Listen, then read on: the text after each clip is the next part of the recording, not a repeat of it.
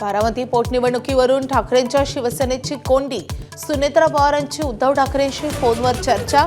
आता काँग्रेसला पाठिंबा की महायुतीच्या उमेदवाराला समर्थन, ठाकरेंच्या शिवसेनेच्या भूमिकेकडे लक्ष।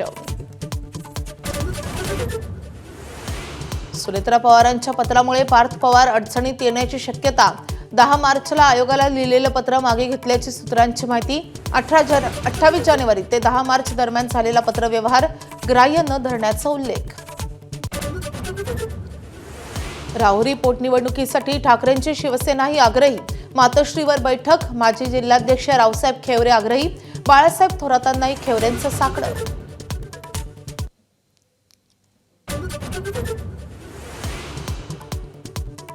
नाशिकच्या दिंडोरीत विहिरीत कार कोसळली, एकाच कुटुंबातील 9 जणांचा बुडून मृत्यू। विहीर मालक राजेंद्र राज्यवर सदोष मनुष्यवधाचा गुन्हा दाखल। मृतांच्या वारसांना सरकारकडून 5 लाखांची आर्थिक मदत जाहीर।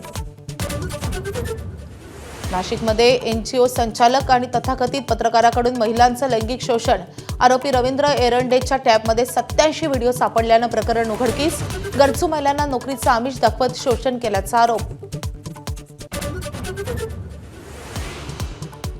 सोलापूरच्या अंजनगाव खेलोबा गावातील तणावावर तोडगा। पालकमंत्री जयकुमार गोरे आणि राजन पाटलांच्या मध्यस्थीनं वाद निवळला।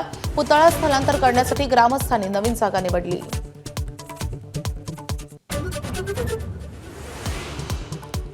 नांदेडमध्ये मध्यरात्री 2 गटात गँगवॉर, 3घांचा मृत्यू। जुन्या वादातून हाणामारी झाल्याची पोलीस अधीक्षकांची माहिती।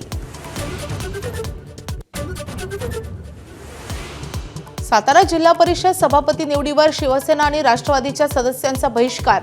पायऱ्यांवर बसून घोषणाबाजी। भाजपनं राष्ट्रवादीचे आणखी 2 सदस्य फोडल्याचाही आरोप। राज्यात अवकाळी पावसामुळे 5,12,000 एकराचं नुकसान। कृषी मंत्री दत्तात्रय भरणेंची माहिती। तर पंचनामे झाल्यानंतर नुकसानग्रस्त शेतकऱ्यांना मदत देणार असल्याची ग्वाही।